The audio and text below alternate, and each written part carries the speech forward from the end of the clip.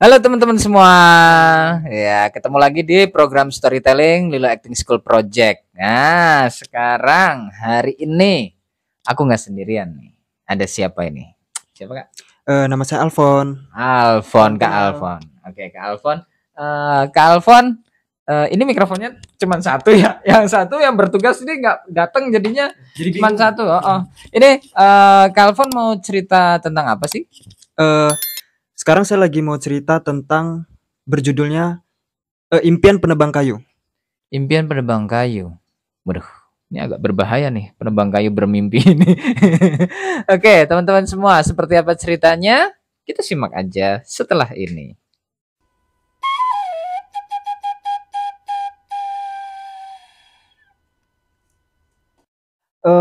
Chandri ini adalah seorang anak penebang kayu. Sehari-hari dia akan pergi ke hutan untuk menebangi pohon dengan kapaknya.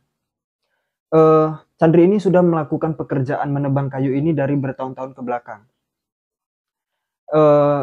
Chandri akan berangkat ke hutan dari pagi hari hingga sore gelap menjelang.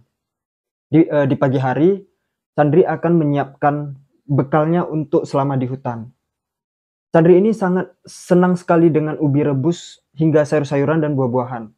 Maka dari itu, semua makanan ini dia yang menanaminya sendiri di halaman di depan gubuk tuanya. Setelah siang menjelang, dia akan mengambil bekalnya yang lain. Kali ini berupa nasi kepal dan ikan teri. Biasanya ikan kembung. Karena Chandri ini sangat gemar sekali dengan ikan-ikanan. Dari satu pohon besar saja, Chandri bisa mendapatkan berpuluh-puluh ikat kayu bakar yang kemudian akan dia jual ke kota. Sebenarnya upahnya Chandri ini cukup untuk dia hidup. Tapi sekarang ini perasaannya sedang tidak baik. Dia merasa cemburu terhadap salah satu tetangganya yang bernama Pak Toma. Bagaimana tidak? Bagi Chandri, Pak Toma ini selalu bermalas-malasan. Selalu bersantai sepanjang hari di kursi malasnya dan hanya meminum teh. Terus Chandri bergumam, "Wih, Pak Toma ini enak sekali ya, bisa bersantai sepanjang hari." Ya, dia begitu karena dia penuh dengan kenyamanan dan kekayaan. Chandri pun berpikir sekarang dia menyesali kehidupannya begitu sederhana. Lalu karena perasaan yang sedang kacau ini, pekerjaannya menjadi sangat lamban. Biasanya satu waktu lah, sejam atau 2 jam itu pekerjaan menebang kayu ini dia sudah mendapatkan beberapa ikat kayu bakar. Tapi kali ini pekerjaannya sangat lamban sekali. Bagaimana tidak, pikirannya sedang kacau, perasaannya sedang tidak baik-baik saja. Bahkan saking kelelahannya dia tidak sadar dia telah tertidur di pohon yang besar. Saat dia tertidur, tiba-tiba peri hutan pun datang menghampiri dirinya. Chandri, bangunlah. Maukah kamu bertukar kehidupan dengan seseorang yang bernama Pak Toma? Chandri pun berkata, "Ya, saya ingin bertukar kehidupan dengan seseorang bernama Pak Toma."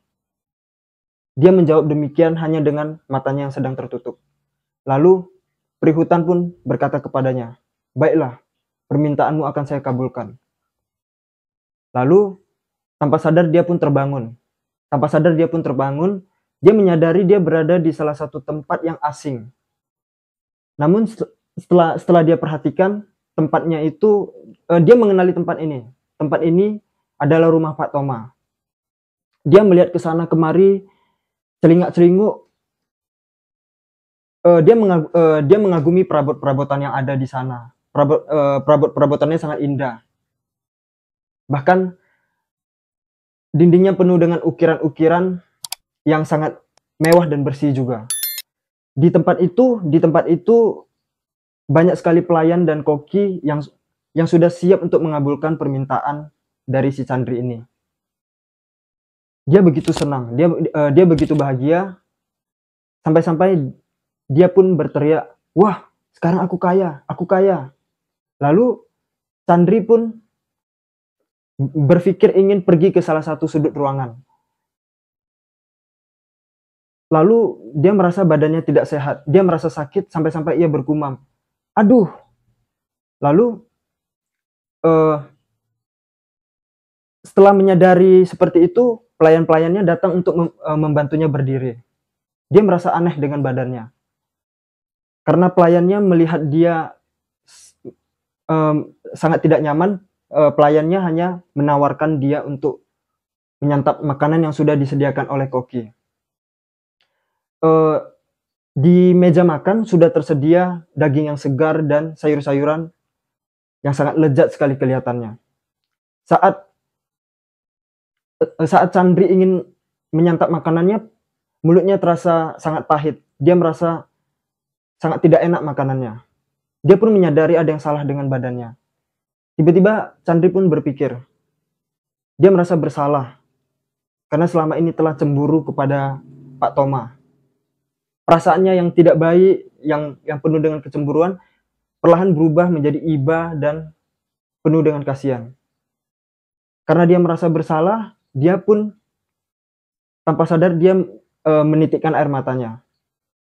Lalu Chandri hanya berkata, saya ingin kembali kepada kehidupanku yang sebelumnya. Walaupun saya sederhana, tapi badan saya sangat sehat dan penuh dengan semangat. Lalu Chandri pun berdoa, dan ajaib perihutan mengabulkan permintaannya. Seketika dia pun terbangun. Dia menyadari dirinya sedang tertidur di bawah pohon yang besar. Setelah dia bangkit, dia pun berucap dengan senang gembira. Wah, ternyata tadi hanya mimpi, walaupun terasa begitu nyata. Lalu perihutan yang mengetahui Chandri begitu riang gembira hanya tersenyum di balik pepohonan di hutan.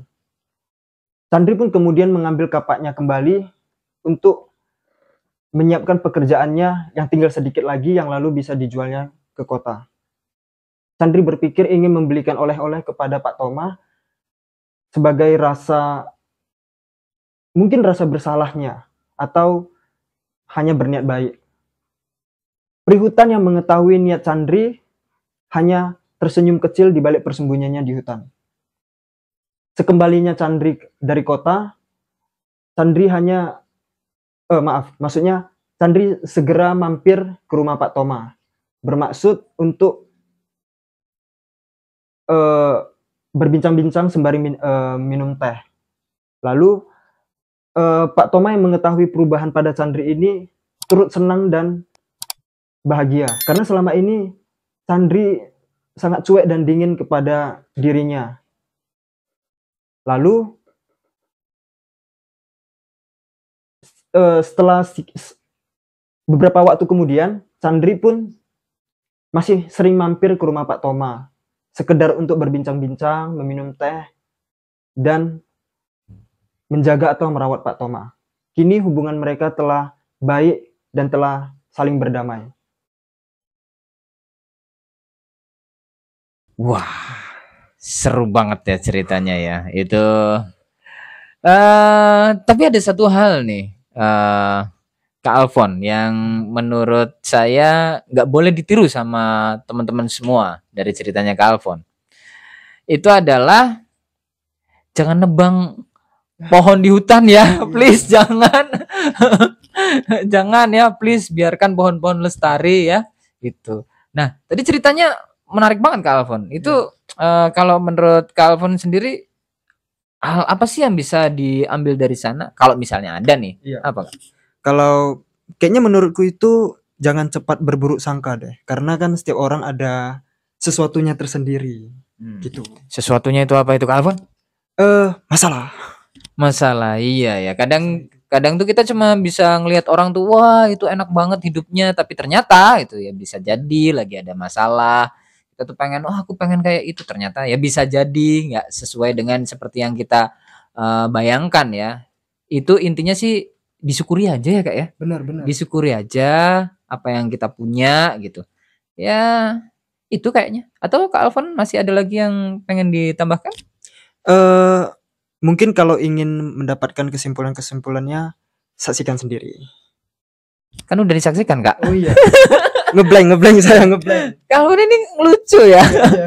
Oke, maksudnya Kak Alfon itu saksikan di episode-episode berikutnya. Itu lebih Iya, benar. dari cerita-cerita di Lilo Acting School Project di program storytelling bareng kakak-kakak yang lain. Juga simak video-video sebelumnya ya. Terima kasih banyak. Sampai ketemu lagi di cerita berikutnya. Dadah.